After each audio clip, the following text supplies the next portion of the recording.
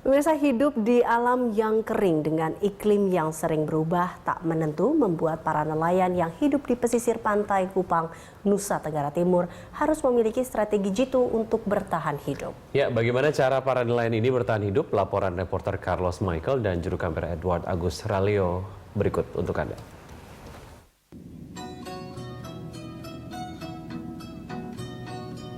Berada di timur Indonesia, Provinsi Nusa Tenggara Timur menjadi salah satu provinsi dengan karakter alam yang berbeda dibandingkan dengan provinsi lain di Indonesia.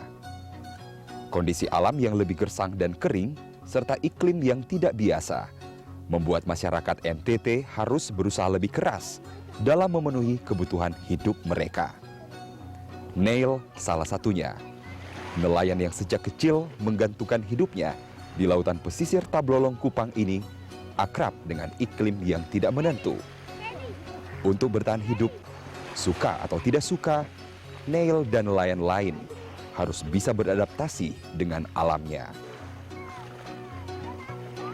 Kita sedikit ekstra lah, karena sudah siap ke laut, kaget ada kelihatan gelombang, awan, itu kita mulai hitung-hitung lagi.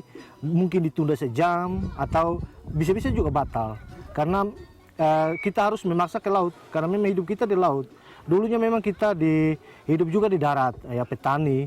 Tapi karena situasi kita NTT, khusus di Tablolong itu, daerahnya kebanyakan berbatu karang.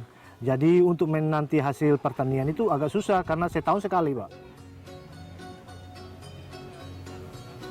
Untuk membantu para nelayan yang kerap menghadapi situasi cuaca tak menentu, sebuah lembaga swadaya masyarakat dibentuk.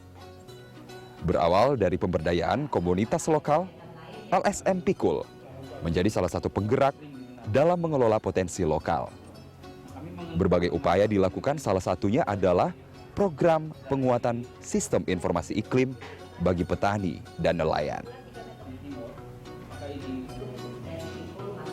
Selama ini kita dan juga orang-orang luar melihat bahwa yang kami hadapi di timur sekarang dengan banyaknya sinar matahari, panas dan lain-lain sebagai sesuatu yang dianggap hal yang negatif. Nah, kalau kita mau melihatnya lebih utuh, sejak dulu timur ini ada, ya begini gitu. Tidak mungkin kondisi ini kami rubah. Sehingga kalau kita memandangnya sebagai sebuah berkat, dia bisa menjadi hal yang positif.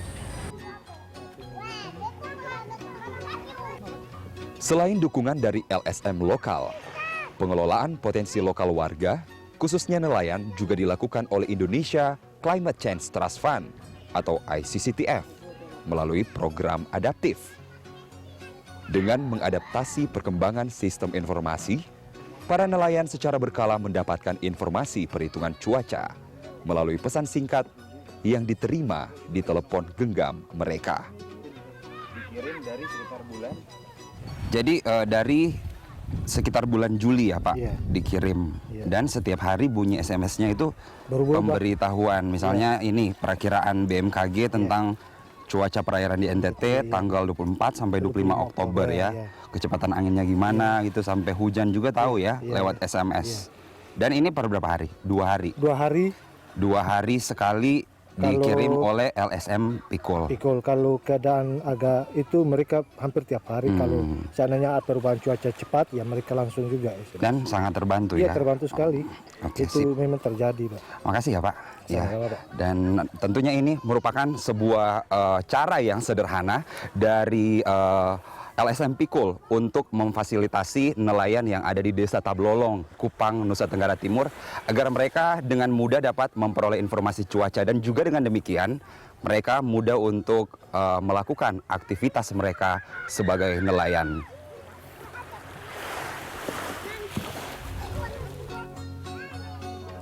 Kepala Sekretariat ICCTF, Syamsidar Tamrin, berharap sistem adaptif ini dapat diimplementasikan bagi nelayan-nelayan di wilayah lain di Indonesia. Karena kita negara kepulauan, mau nggak mau, kita itu memang kena dampak perubahan iklim sangat besar, baik untuk nelayannya maupun untuk petani. Makanya kita melihat juga kebutuhan ini untuk kita atasi. Salah satunya adalah dengan menyampaikan informasi iklim yang berubah kepada nelayan dan petani itu supaya mereka bisa mempertahankan produktivitas sesuai dengan perubahan-perubahan yang terjadi. Sementara itu, Badan Meteorologi, Klimatologi dan Geofisika (BMKG) akan terus melakukan pembaruan agar data yang diterima para nelayan lebih akurat. Kami juga membuat capacity building untuk analisa dan informasinya. Di samping sangat memodernisasi peralatan kami. Tahun 2017 nanti semua peralatan BMKG akan otomatis, sehingga lebih cepat, lebih akurat, dan tidak ada human error. Kami harapkan itu. Informasi melalui pesan pendek ini mungkin terlihat sederhana. Namun validitas informasi ini diharapkan dapat membantu para nelayan, khususnya yang tinggal di daerah yang memiliki iklim ekstrim, untuk mengembangkan diri mereka dan agar sejalan dengan visi pemerintah untuk memajukan potensi maritim Indonesia.